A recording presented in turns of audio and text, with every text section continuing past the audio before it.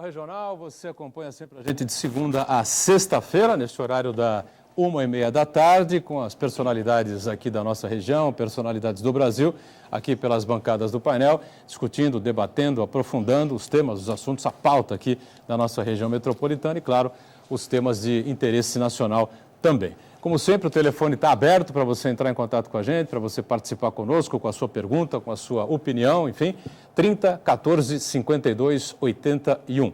E pelas redes sociais, também sempre o nosso espaço importante para você enviar a sua mensagem, facebook.com/Painel Regional TV.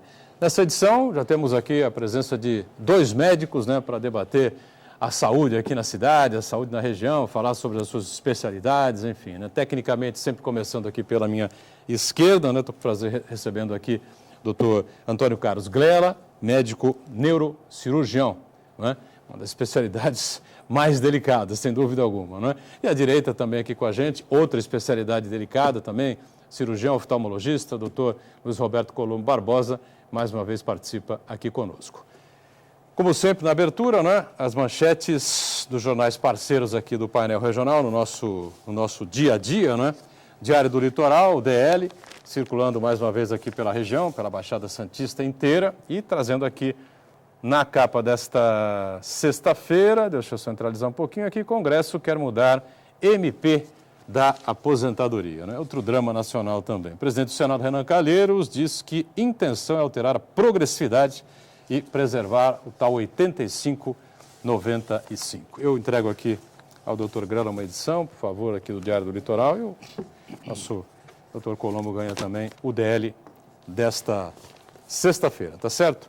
Do mesmo grupo de comunicação, Gazeta de São Paulo circula por todo o estado de São Paulo, aqui pelo nosso Vale do Ribeira, Baixada também, e traz aqui esta manchete, também na mesma linha, Mudança na Previdência vai poupar 50 bilhões de reais. A gente não sabe onde é que vai parar esse dinheiro todo. Com a nova regra da aposentadoria, 85/95, o ministro Nelson Barbosa do Planejamento afirma que a queda de despesa até 2030 será nesse valor, então, de 50 bilhões de reais, que seja bem aproveitado, então, Estou por favor, aqui o Gazeta de São Paulo, E o Colombo Barbosa ganha também aqui a edição de hoje do Gazeta. E a gente já agradece e cumprimenta, como sempre, aqui os companheiros de bancada desta edição do Painel Regional. Doutor Glela, neurocirurgião, olá, obrigado pela presença. Tudo bem, doutor? Obrigado, tudo bem. Um prazer estar aqui, um prazer estar na bancada e aberto aí para discutirmos a pauta do regional. Muito bem, obrigado, doutor Glela, por estar conosco. Luiz Roberto Colombo Barbosa, obrigado também por estar conosco mais uma vez. Tudo bem, doutor? Bem, muito obrigado ao convite do Painel Regional. É um programa formador de opinião, há muitos anos no ar, e graças à competência do meu querido amigo Buturão. Opa, e da equipe toda, do time todo. Sozinho não se vai a lugar nenhum, sem dúvida. Não vai, equipe. 30 14 52 81, ligue para cá, participe conosco aqui no Painel Regional, facebook.com/Painel Regional TV, nosso espaço pelas redes sociais para a sua mensagem. Estamos online, como sempre, site da TV Santa Cecília, clique lá no ícone do Painel Regional, no Santa Portal, e acompanhe a gente em tempo real. Programa encerrado, você pode rever através do YouTube, como preferir, o programa por inteiro ou os trechos que julgar mais interessantes. Quem está sempre atento aí à sua participação e à produção aqui da equipe do Painel Regional, a nossa Ione Furukawa. Tudo bem, Ione? Olá, boa tarde, Buturão, boa tarde, doutores. Boa tarde a você aí de casa que está nos acompanhando nessa sexta-feira chuvosa. O Facebook já está aberto aqui esperando sua participação com a gente, com dúvidas, perguntas, sugestões, a sua interação. A bancada do Painel Regional é democrática e, é claro, a nossa produção também está te esperando pelo telefone. Muito bem. E a gente começa aqui a nossa conversa aqui falando um pouquinho, antes das especialidades de cada um, que realmente são mais importantes, dois médicos talentosos aqui da cidade, da região, participando com a gente e acostumados com... Não, agora não é mais bisturi, Ainda é bisturi? Chama? É bisturi, Sim, bisturi ainda, sempre. Mudou muito, mas o bisturi continua, Sempre. Não tem jeito, Para abrir a pele, cortar. Tem que ser cortar tem que ser o bisturi, Tá certo. Bom, a gente quer debater um pouquinho também a questão da saúde pública regional aqui, muitos problemas, muitas dificuldades, A cidade de Santos é sempre um polo, que traz aqui uma série de pessoas, uma série de clientes de outras cidades da Baixada Santista para serem, do litoral todo, para serem atendidas aqui, enfim, Colombo Barbosa atuou muitos anos na Santa Casa, o Dr. Grela também está acompanhando de perto toda essa situação que a gente vive aqui. As reclamações são muitas, não é? E a gente, de maneira geral, a saúde é um drama nacional, né? Uma das maiores queixas da maior queixa, sempre é um assunto importante que entra na pauta das campanhas eleitorais e nunca se resolve absolutamente nada, né? Colombo, vamos para onde? Bom, eu quero dizer para você o seguinte, que nós aqui estamos à disposição para conversarmos, né? Mas dizendo uma coisa interessante, a gente tem a preocupação, a responsabilidade de trazer, através do programa de televisão, através de todos os debates, as informações, elucidar os telespectadores sobre o que há de mais interessante. E nada mais interessante que a medicina preventiva. Eu acho que medicina deve partir desse princípio. O que a gente puder fazer para orientar as pessoas, para prevenir doenças, é o ideal.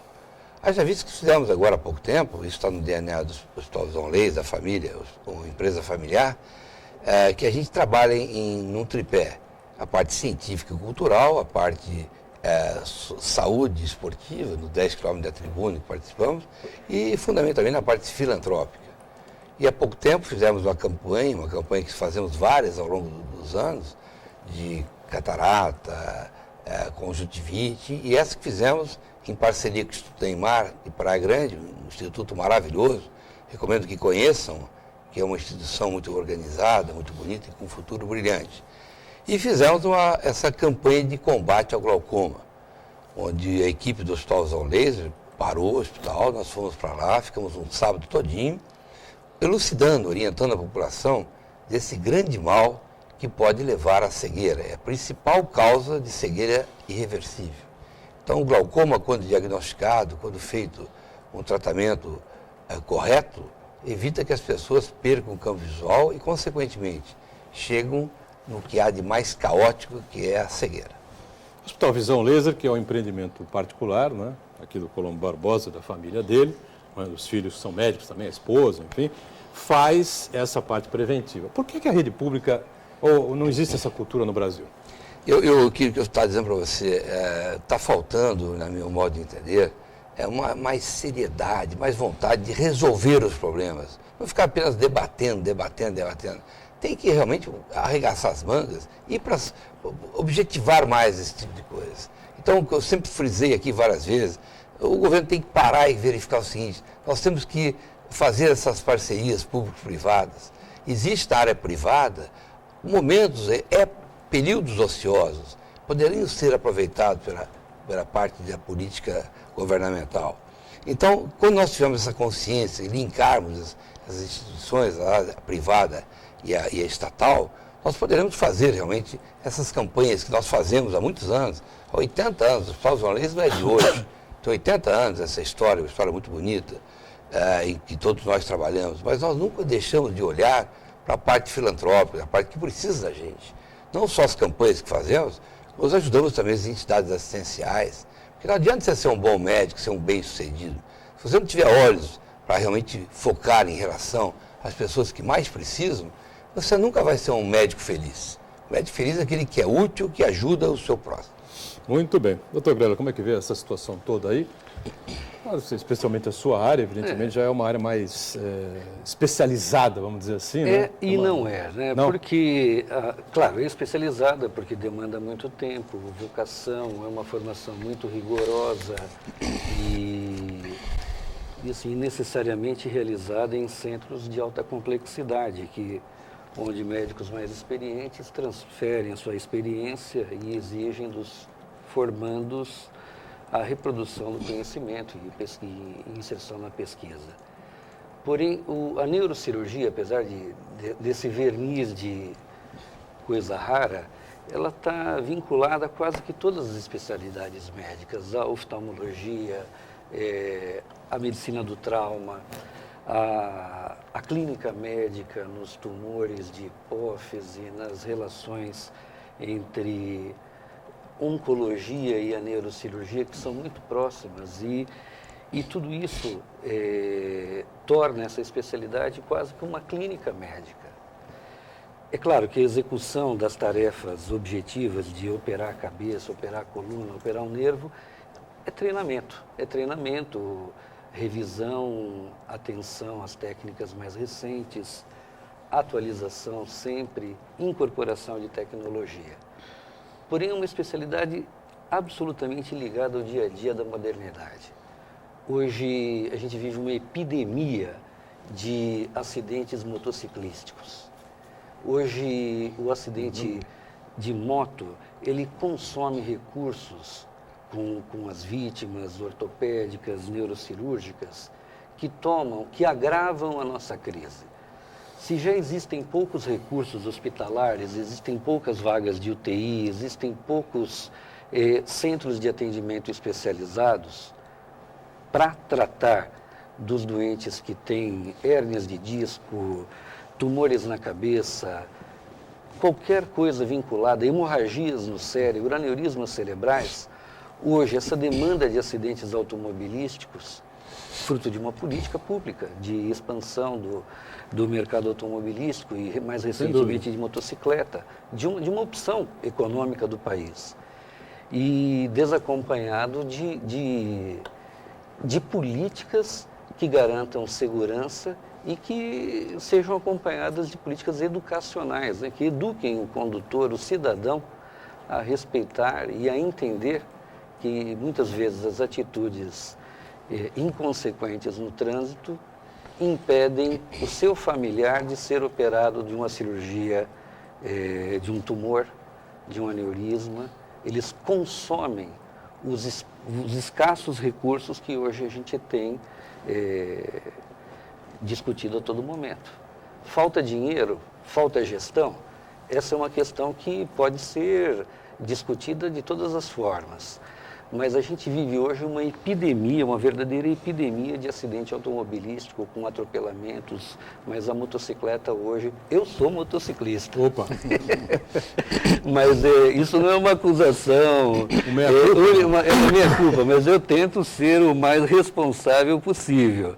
Mas o que eu digo é que a gente precisa lançar mão a campanhas educativas, a uma atenção especial a essa epidemia que a sociedade, que as grandes cidades estão vivendo no momento. Quer dizer que a prevenção na sua área, diferentemente da área do Colombo, seria a questão da educação do trânsito, né? Educação no né? trânsito, educação no trânsito, educação no trânsito, educação no trânsito. Né? Para evitar que as pessoas sofram um acidente e tenham que recorrer à neurocirurgia. Né? As emergências superlotadas e com grande dificuldade de executar cirurgias demoradas e que consomem centenas de milhares de reais por um atendimento. Eu cumprimento essa posição do nobre colega Grela, eu sei muito bem que ele é um estudioso, um profissional muito competente, mas eu estendo até mais, educação em todos os segmentos, não Sim. apenas do trânsito. Educação é a mola mestra de todo o processo de evolução. Você vê que lá na faculdade, nós temos 2 faculdades de medicina aqui em Santos, a Lusíadas, onde o Marcelo, meu filho, é o professor titular, e na Unimes, onde o Guilherme e eu somos professores titulares. Então o que a gente procura fazer é educar esse jovem médico para a importância que tem, não apenas dele aprender a medicina, mas ele também participar, de se integrar na vida do cotidiano, orientando, esclarecendo, participando, tendo voz, para que a gente possa, através da nossa voz, ajudar as pessoas, educar em todos os segmentos da sociedade. Então, a preocupação que a gente tem na Faculdade de Medicina é não ensinar apenas medicina, mas educar o homem que vai exercer a medicina, para que ele sinta a responsabilidade que ele tem como formador de opinião. Então não adianta você ter um bom médico se não tiver consciência da importância dele na sociedade, como formador de opinião, elucidando, orientando as pessoas. Essa sociedade vai ter muita dificuldade em desenvolver, porque muitas vezes a gente fica esperando que o governo tome as providências, mas eu acredito que nós somos muito responsáveis. Se nós fizéssemos, cada um na sua área, um pouquinho, esse Brasil, com a pujança que tem, o Brasil é muito grande, o Brasil é muito poderoso, o Brasil vai para frente com um governo bom, um governo ruim, um governo médio. A pujança do Brasil, as benesses que aqui existem, de água, de sol, de área territorial, de área marítima para desenvolvimento, é muito grande. Então, isso vai acontecer um momento, nós daremos esse grande passo. E aproveitando esse seu gancho, doutor Colombo, claro, colocando também aqui o Dr. Grela nessa conversa, as faculdades continuam, medicina, claro, no caso, evidentemente, né, continuam rigorosas como eram antes, né? Os alunos continuam sendo bem formados como eram antes, enfim, porque eu ouvi uma crítica outro dia, não sei se foi na Rádio Bandeirantes, foi num desses portais aí que a gente acompanha diariamente, né? De alguém falando sobre o currículo, né, da Faculdade de Medicina. Em 1900 e não sei quanto, 26, 27, 28, 29, 30, 40, enfim, o curso de Medicina tinha 6 anos, as matérias eram essas, aquelas. Hoje nós estamos em 2015 e continuamos com 6 anos de curso. Enfim, que não houve assim grandes alterações. Enfim, nós estamos evidentemente com mudanças sequenciais, né? Em questão de equipamentos, em questão de informática, enfim. Queria colocar essa discussão aqui para vocês fazerem uma análise. Eu acredito, Buturão, que a formação do médico, nós estávamos falando aqui fora Antes do programa. Exatamente. Eu acredito que eu tenho fé nisso, que o médico nasce médico, é missão, nem vocação. Aquele que não detém esse sentimento do coração dele de ser útil ao próximo, ele não consegue levar adiante a medicina. Ele para, qualquer primeiro obstáculo ele muda de profissão. Agora, o que está dizendo para você, a grade curricular da medicina, hoje a tecnologia, ela entrou totalmente na medicina. Então você tem que preparar o médico para ele ser um bom profissional, ter a sensibilidade profissional, mas ter conhecimentos tecnológicos. Então, eu digo, não adianta você querer abrir faculdade de medicina se você não tiver um hospital bem organizado, se não tiver uma condição de bons professores. É muito difícil você ter uma faculdade de medicina se não tiver bons professores. E o professor, ele tem que ser muito rigoroso, muito exigente com o seu aluno. Porque ele está lidando com um ser humano que vai cuidar de vidas. Quer dizer, a medicina, ela tem essa diferença de outras atividades, que enquanto o mercado gira em torno do que o homem obteve, o médico trabalha com um ser humano que vai obter tudo. Se não tiver saúde física, mental e espiritual, ele não consegue produzir. Consequentemente, o mercado não exige. Então, acredito que realmente deveria ter mais rigor. Eu, pelo menos da minha parte, eu procuro ser bastante exigente, porque eu sei da minha missão de formar médicos. Acho que é importante ser rigoroso. Perfeito. Doutor, o que pensa sobre isso? Como é que avalia aí as novas gerações surgindo, os cursos, enfim? Há uma tendência sempre de se olhar as novas gerações como inferiores às que precederam. Bom era antigamente. Mais ou menos assim. Né? Durante a faculdade de medicina, eu fui eu posso dizer que eu dividi minha faculdade em 2 partes. Uma delas eu fui um dirigente estudantil do centro acadêmico e na outra eu mergulhei no estudo quando era aquela hora de definir o caminho final. Você gostou de fazer política estudantil, não? Fiz. Então você tem uma certa similaridade aqui com... Eu fui vice-presidente, da Direção Executiva Nacional dos Estudantes de Medicina do Brasil. Isso me propiciou estar em contato com a reforma do ensino médico que se iniciou no Brasil. A gente tinha o currículo clássico, modular, com matérias básicas, matérias clínicas e internato, que é o modelo que até o final da década de 90 era o modelo do Brasil. A partir de 80, discutiu-se um novo modelo de formação médica vinculado às necessidades regionais. E isso foi tudo pautado no modelo de Glasgow, no modelo escocês, e era um misto que se tentava articular as demandas de saúde da população a uma forma integrada de se formar, de trazer conhecimento ao aluno e baseado num professor que, na verdade, era um grande tutor. Um sujeito que permanecia dentro da escola quase que integralmente, da escola não, da unidade de saúde integralmente, e ensinava a aprender. Basicamente isso. Não necessariamente esse tutor necessitava conhecimentos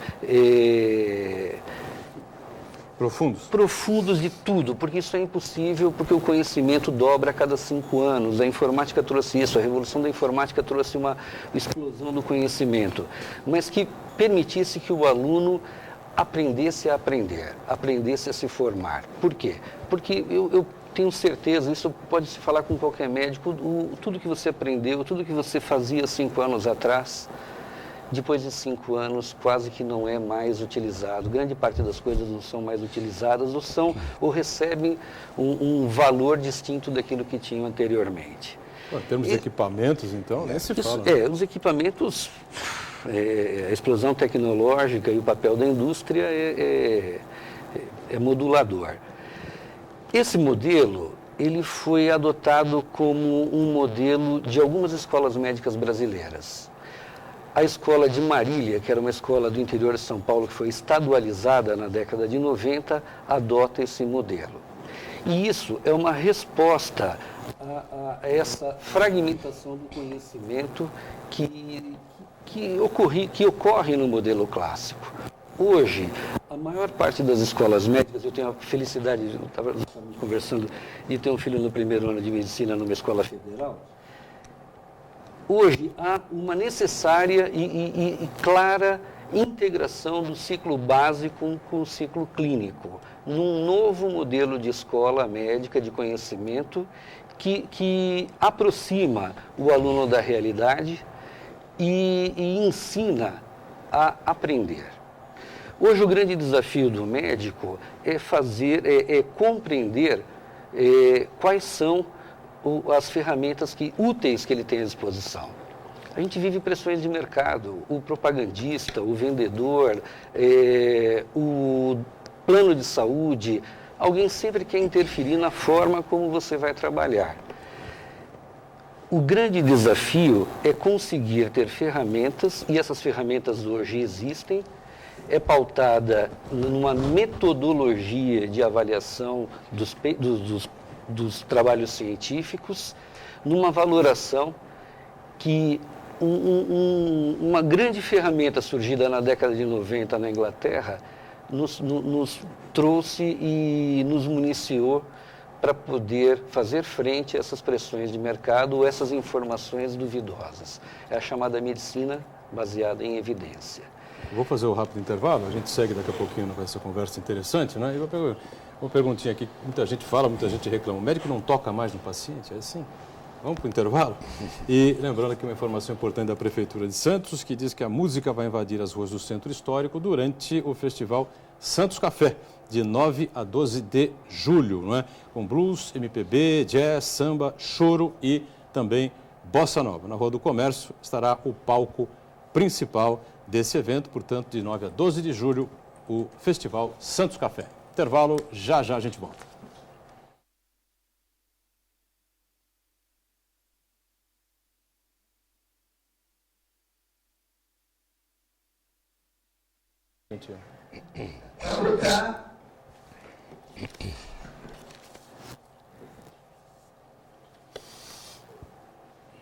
Estamos de volta, segundo bloco do nosso painel regional. Um prazer conversando aqui com 2 destacados médicos aqui da cidade, da nossa região.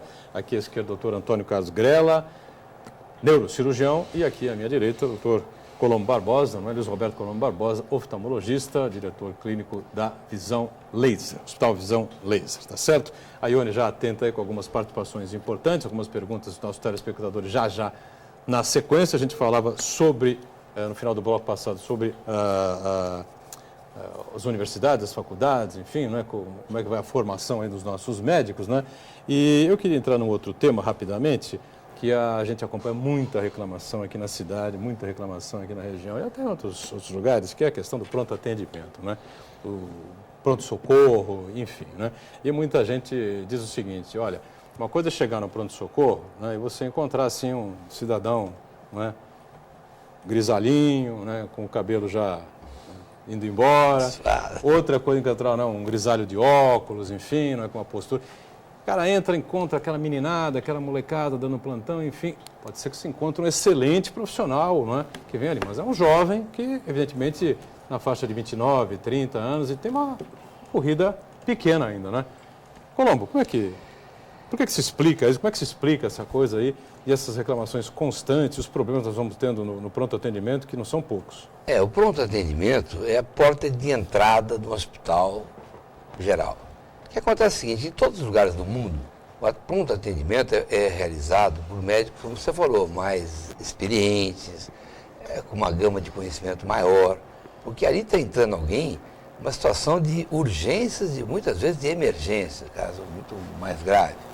Então o que acontece? Hoje aqui no Brasil, dada uma remuneração muito ruim, esses espaços estão sendo ocupados, muitas vezes, não por esses profissionais tão competentes, tão experientes. Faz com que o jovem médico, como você mesmo disse, eles ocupem essas funções.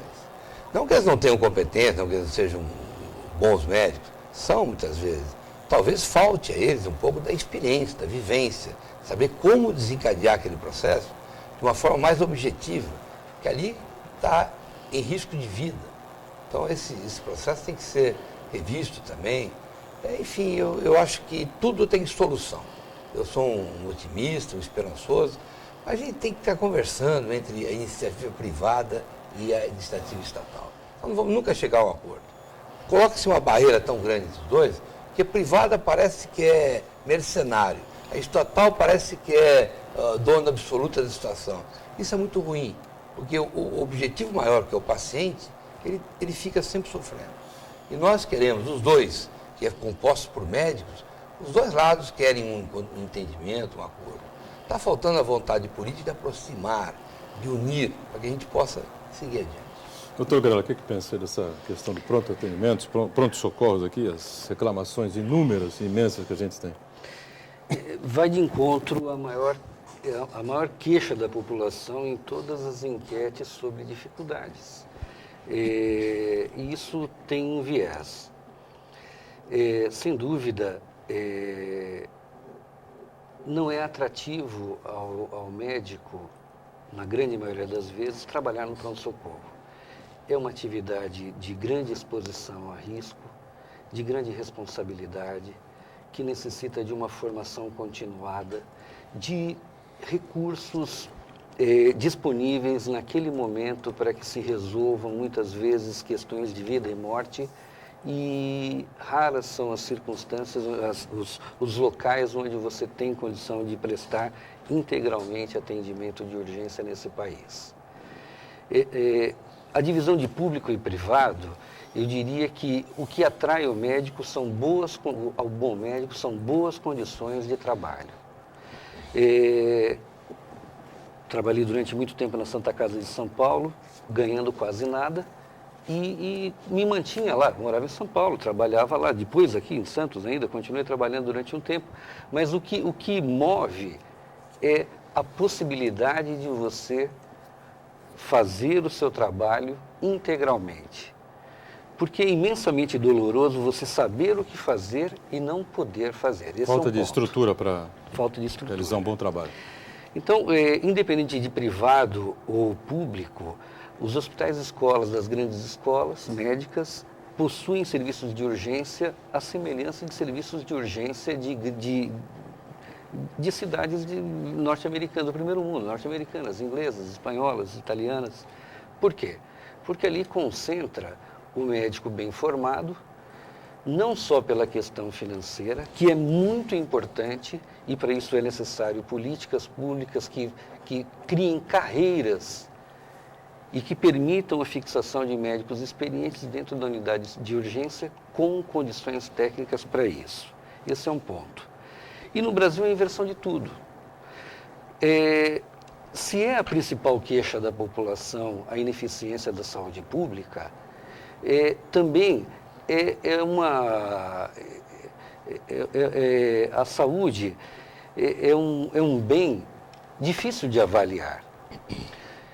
Necessariamente, um grande investimento, uma grande eficiência num equipamento de saúde, ele não necessariamente será bem avaliado pela população.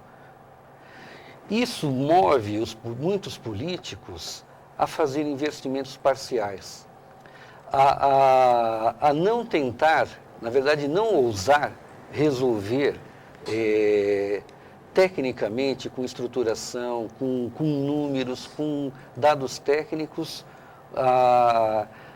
e melhorar a eficiência desses equipamentos. Dá para comparar hoje com a década de 80. Apesar de tudo, hoje o atendimento público à população de urgência na nossa região é muito melhor. Do que naqueles anos? Muito melhor. É ruim o atendimento, talvez desumanizado, porque a empatia não é a ideal. É claro que não é ideal, falta muito. Mas eu lembro que uma das coisas que mais me... Às vezes você para tratando, trabalhando e dá aquele estalo, né? Há cerca de 8 anos, nós fomos chamados para tomar conta do serviço de neurocirurgia do Hospital Público da Praia Grande, o Irmanduz. E eu lembro que logo que eu cheguei aqui em Santos, eu não tinha muita coisa para fazer, me convidaram para trabalhar na Praia Grande. Eu fiquei uma semana lá e aconteceu alguma coisa muito triste. E por sorte a criança se salvou, era um feriado, aquelas filas intermináveis. O final da história foi muito bom para a criança, ela se salvou numa situação incomum. Mas eu disse, eu nunca mais volto aqui. Mas como a gente não tem controle sobre coisa nenhuma, há 8 anos nós voltamos numa situação diferente, onde naquele momento houve um grande investimento para montar um serviço de emergência e hoje ele é um dos pilares de atendimento de neurocirurgia na Baixada Santista. Hoje é a Santa Casa, o Santo Amaro, menos, e o Irmanduz se representa 43% do atendimento de emergência dessa região. Pois não, Colombo. O que eu quero deixar claro, uma coisa interessante. A gente, às vezes, tem essas críticas, que é atendimento a isso, aquilo, mas a gente tem que louvar e agradecer aqueles colegas que estão no pronto-socorro, dando o melhor deles, como o Grilo falou, sem condições, muitas vezes. Mas o que eles salvam de vidas, e nunca é citado, enaltecido, diante daqueles poucos casos que, às vezes, perdem a vida por falta de condições. Tem que prevalece a reclamação. Exatamente. Né? Claro, a dedicação. O grito da reclamação é maior do que do... A dedicação desses colegas que estão nos pronto-socorros. Isso é verdade, claro. Do dia a dia, de madrugada, dando Sim. plantão, sem dormir, sem descansar e com o coração aberto para ajudar. E muitas vezes faltam condições para que eles possam exercer a medicina de uma forma melhor. Então eu louvo muito essa dedicação, esse carinho, esse afeto a todos esses plantonistas de pronto-socorros, que muitas vezes são pegos nas pequenas falhas existentes, mas jamais são enaltecidos naquele dia a dia que eles estão ali dando o melhor deles. E muitas vezes não são reconhecidos por isso. Então, só para concluir, e aí eu me peguei e o nosso compromisso nessa parceria, uma parceria público-privada, é que a minha equipe estivesse presencialmente, nada de plantão à distância, que estivesse lá 24 horas por dia, porque neurocirurgia não dá para correr atrás, não dá tempo. Ou você resolve naquele momento, ou o doente morre, ou a sequela é imensa. Então, o compromisso era que a gente fosse remunerado para ficar dentro do hospital e que tivesse condições técnicas próprias. Comprou-se microscópio alemão, material cirúrgico digno, temos tomografia e temos quase que o que se deve ter para fazer um atendimento neurocirúrgico. Não é ideal, não tem a hotelaria de um hospital particular, mas tem gente qualificada. Nosso grupo todos têm residência médica, ficaram fora do país, tem subespecialidades dentro da neurocirurgia e ficamos lá. Uma noite atendi uma criança que bateu a cabeça na Praia Grande. Isso tempos depois de dizer que nunca mais voltava lá. Voltou, né? Voltei. E aí a criança estava na creche, sofreu um empurrão, tomou uma pancada na cabeça, apagou e teve lá um susto para a escola inteira, levaram ela no pronto-socorro. Aí a criança na Praia Grande, numa noite lá de um dia qualquer, ela passava o dia inteiro na escola. Fazia educação artística, karatê, isso, aquilo. Sofreu um acidente, foi a um hospital, tinha um neurocirurgião para atender, tinha um pediatra, um neurocirurgião para atender. Ela fez uma tomografia cerebral E os pais saíram desse hospital na Praia Grande, um lugar que até 10 anos atrás era periférico. A gente lembra disso, a Praia Grande não tinha muita coisa. O litoral não tinha muita coisa. Essa história serve para dizer que, apesar de todas as dificuldades, esses últimos 20 anos, existiu um crescimento no estado de São Paulo, principalmente, da estrutura de atendimento para a população. Mas Talvez a demanda que tenha... Eu quero aproveitar. A demanda, a qualidade e o que falta, na minha opinião, é gestão. Isso, eu queria exatamente pegar nesse ponto último que você falou, gestão. Pegando esse caso que você nos trouxe, se você for analisar bem, ocorreu essa revolução ali da Praia Grande, porque você teve a coragem de solicitar, através de uma parceria público-privada, que isso ocorresse. Então, está faltando, isso que eu digo, essa iniciativa, essa coragem do médico. Quando você for lá e falou, eu preciso aqui ter, para exercer a neurocirurgia com competência, aparelhos, eu preciso de condições de exercitá-la. A partir do momento que você teve, do prefeito, de quem cometia essas condições, você pode exercer essa atividade com competência. Então, a parceria público-privada, eu volto a dizer que é o caminho que deve ser seguido. Perfeito. Ione Furukawa, antes da gente fechar o bloco, alguma participação aí já? Antes de falar das participações, eu quero lembrar de 2 aniversários. Um é do Léo, da nossa equipe. Parabéns nosso ao Léo. produtor, Léo, que faz aniversário hoje. Parabéns. E também ao Gerson Faltemeyer, que a gente fez matéria com ele na quarta-feira e hoje ele faz anos. Bonita matéria, Parabéns. Um abraço, parabéns ao Gerson. E agora a pergunta dos nossos telespectadores. O André da Ponta da Praia, ele diz: doutores, qual o maior problema na medicina do Brasil atualmente? É a falta de investimento do governo? É isso, Colombo? Também, né? Eu não tenho... Gestão, vocês falaram em gestão aqui também, eu acho né? que é um problema mais complexo, evidentemente, mas sem condições, sem investimento, sem dinheiro, você não consegue fazer nada. Se você colocar dinheiro na mão de um gestor competente, ele transforma aquele dinheiro em maravilhas. Então, eu acredito sim que existe uma necessidade da aproximação de um bom gestor, uma condição econômica de investimentos voltados à saúde.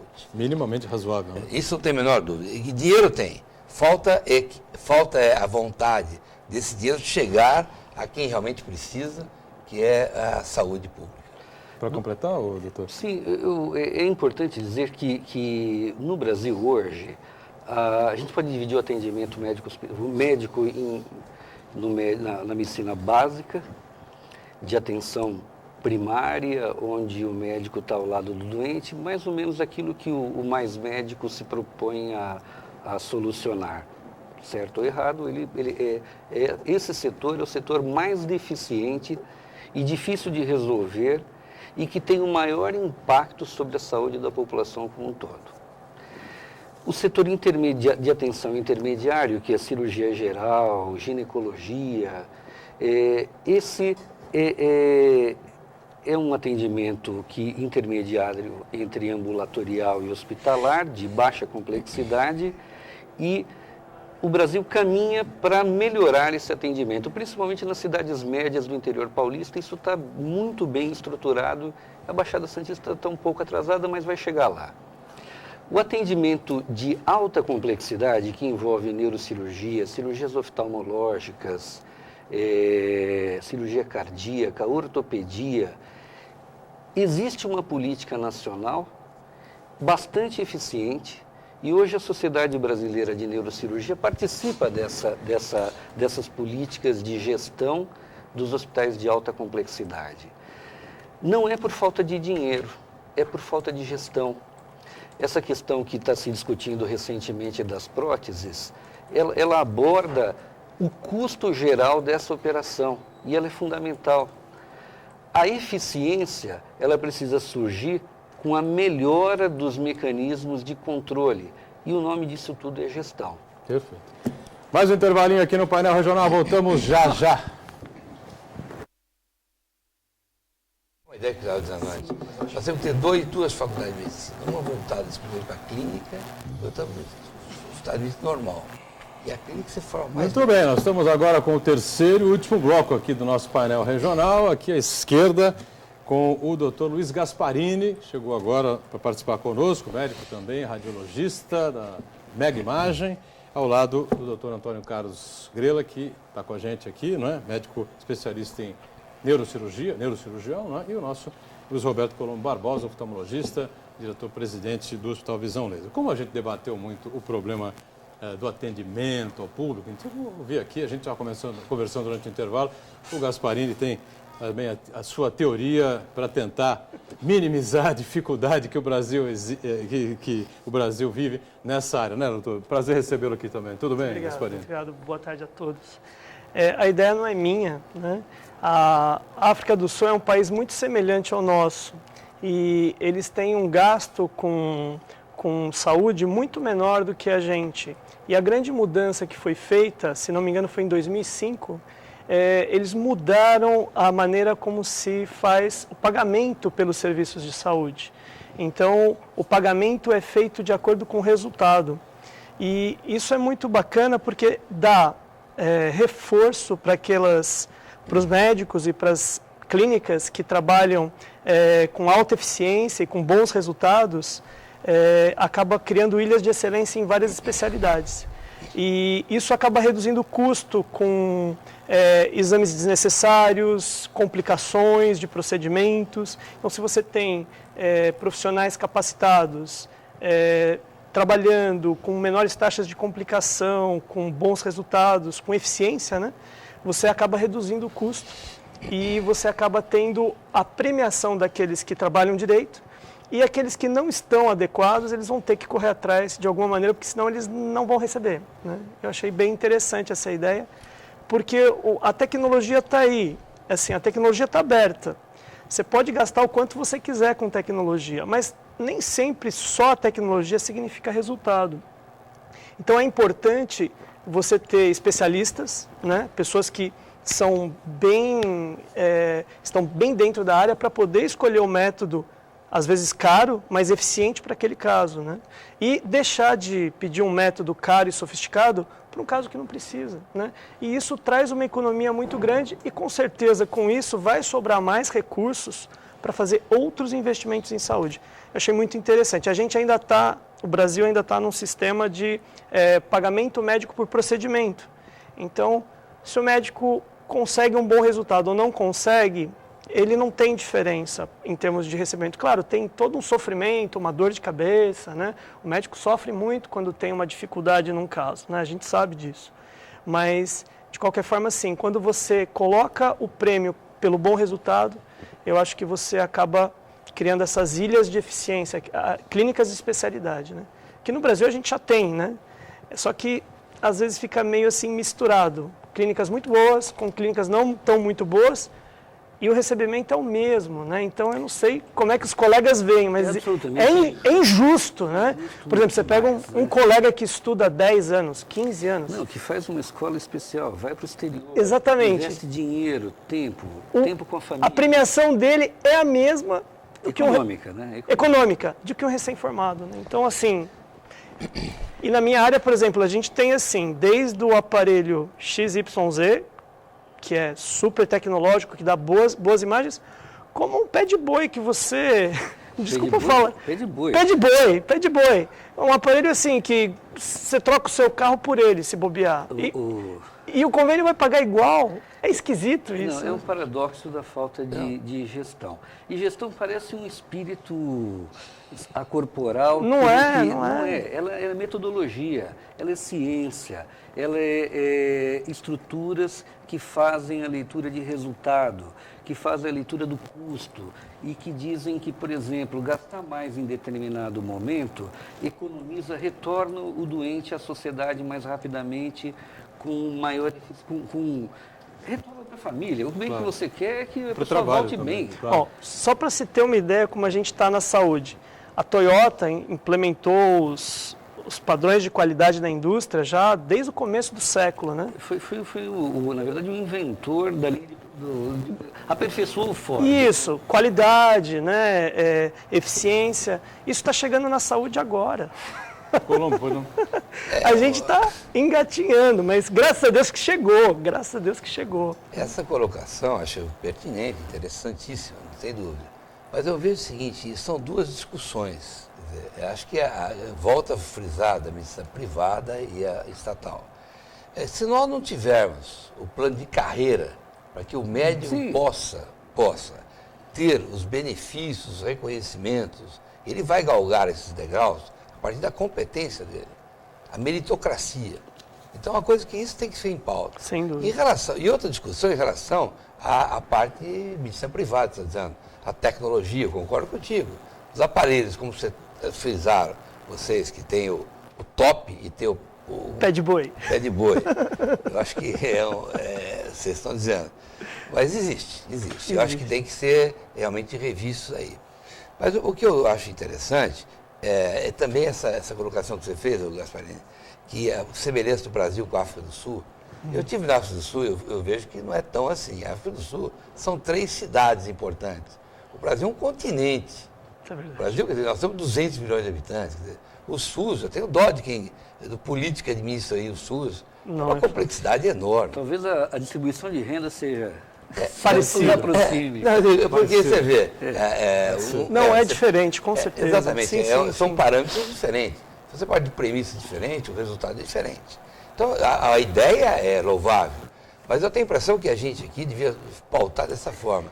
Nós precisamos, indiscutivelmente, implementar o sistema de carreira para que o médico possa galgar o degrau pela competência, pela meritocracia. Isso é importante. E, ao mesmo tempo, rever e reestudar, isso que você falou de convênios, essa tecnologia de ponta que existe, comparado pelo mesmo preço, aqueles que não investem, aqueles que não se preocupam em estudar, em procurar mais conhecimento.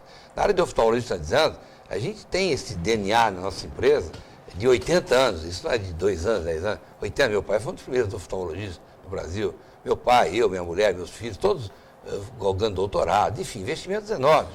Isso custa muito, não custa em dinheiro, custa em dedicação, em amor, em carinho, em objetivar o quê? O resultado melhor para o paciente.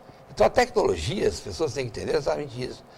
Se eu fosse um governante, eu preferia muito mais investir em tecnologia para ter um resultado melhor do que ficar investindo em coisas resultados não tão satisfatórios, porque a aparelhagem não está dando condições de você exercitar. Então, eu vejo em todo o segmento da nossa área de oftalmologia, que usamos a tecnologia de ponta, os resultados são maravilhosos. Então, seria ideal que isso fosse aplicado na iniciativa estatal, porque o custo seria muito menor. Colombo, eu só queria lembrar uma coisa. É gestão um problema Exatamente. central. É a mesma coisa. Eu né? lembro que quando eu estava terminando a residência médica, eu fiz um concurso para o Estado e fui trabalhar num hospital do Estado na cidade de São Paulo. Existia uma tomografia que na década de 90, uma tomografia era uma coisa maravilhosa dentro do plantão, porque naquela época a gente fazia diagnóstico de hematoma cerebral com angiografia, como se fazia na década de 50, porque não tinha tomógrafo. O técnico queimava, tirava uma peça do ar-condicionado para que a tomografia não funcionasse. Quer dizer, é gestão. Uma coisa que seria muito bem resolvida se colocasse por resultado. Olha, se vocês não tiverem resultado, não vai ter gratificação, por exemplo. Acabou, não ia ter mais chapinha queimada, não ia ter mais Ficávamos sem nada. tomografia na unidade de emergência na cidade de São Paulo, porque alguém desligava o aparelho de ar-condicionado e inviabilizava o funcionamento da tomografia. É isso. Quer dizer, Complicado, alguém tem que checar. Alguém tem que ser responsável pelos resultados. Digo, pelos resultados não, pela aferição dos resultados. E isso é ciência, isso é gestão, isso é trabalho. Tem o Obamacare nos Estados Unidos, tem a experiência da África do Sul, tem o Chile, que absolutamente transformou tudo numa atenção particular, né, na verdade, da iniciativa privada, mas que atende a população. Quer dizer, cada um vai ter que encontrar o caminho, e a gente tem como encontrar esse caminho. Muito bem. Bom, tem uma situação interessante aqui. O prefeito de Santos, Paulo Alexandre, sancionou recentemente um projeto que institui o programa Visão do Amanhã, viu, Colombo? Promoção da saúde ocular nas escolas públicas, educação básica aqui do município de Santos. O projeto foi criado na Câmara pelo vereador Banha, do PMDB, que você conhece bem. Acho que é uma boa iniciativa, né? Exatamente, acho que é fundamental. Porque vocês não imaginam, quando começamos a conversa aqui, o seguinte, a neurocirurgia e a oftalmologia. O olho é um sensor e o cérebro é um computador. Quer dizer, quem responde os estímulos que o olho capta é o cérebro. Então o que acontece? Esse olho, ele se torna adulto aos 5, 6 anos de idade. Então se não tiver essa atenção, que isso vai ser na escola, nos primeiros anos de vida, se aquela criança que está brincando, o pai imagina que ela está enxergando bem, se não fizer um exame oftalmológico, quando passar os 5, 6 anos, quando fizer o exame oftalmológico, vai detectar que essa criança enxergava bem de um olho, mas não enxergava do outro olho. E vai carregar para o resto da vida um olho chamado amblíope, no vocabulário médico, e um olho preguiçoso na linguagem do leigo. E nunca mais reverte o problema. É um olho que tem uma visão, um olho normal, que não tem doença, patologia nenhuma, porém o cérebro não reconhece como visão naquele olho. Então carrega para o resto da vida o olho na linguagem médica chamado amblíope, que ele não vai conseguir enxergar.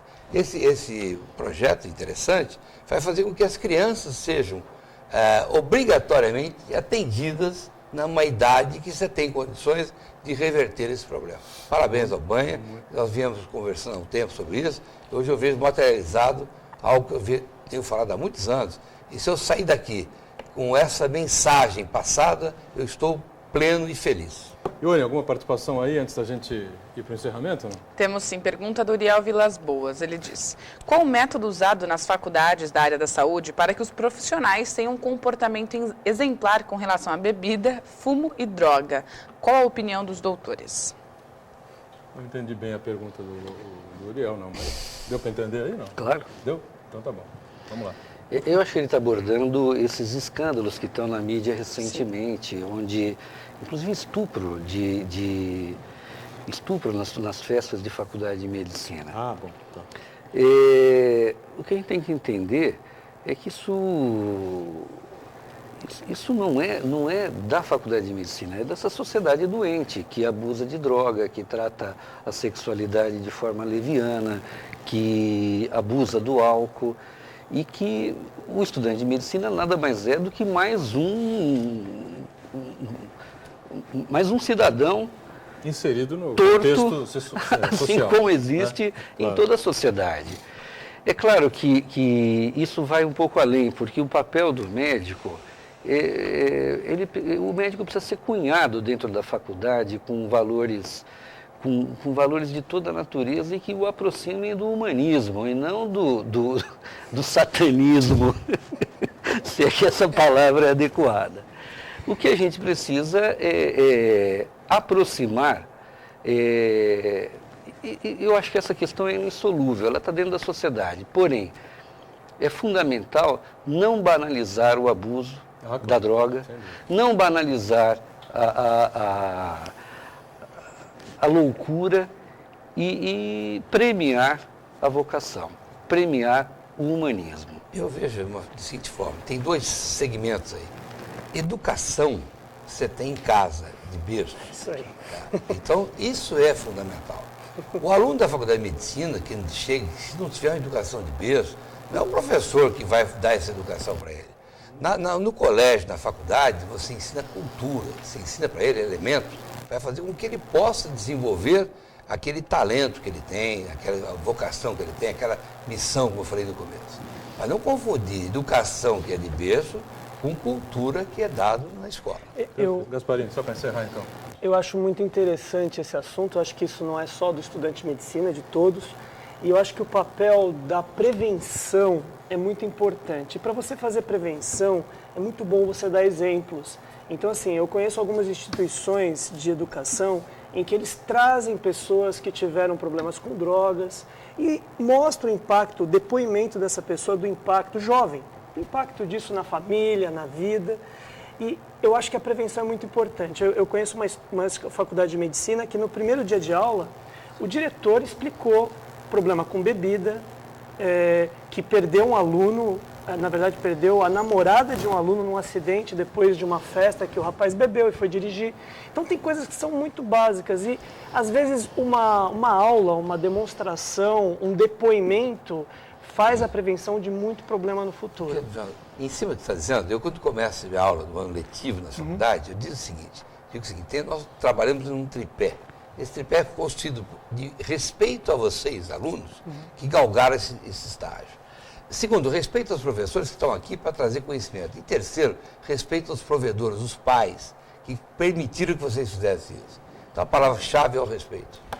Podíamos continuar com essa conversa interessante durante muito tempo, mas, lamentavelmente, estamos encerrando aqui mais uma edição do Painel Regional, agradecendo muito aqui aos médicos, doutor Gasparini, o nosso doutor Grela participando com a gente, Colombo Barbosa também, obrigado aos três, a Ione está sempre conosco, e agradecendo a você que está com a gente de segunda a sexta, nesse horário da 1h30, ao vivo, com a reprise às 8 da noite, uma edição às 3 da tarde do sábado e a outra às 5 da tarde no domingo também, tá bom? Obrigado, tchau. Passou rápido, muito rápido. Nossa.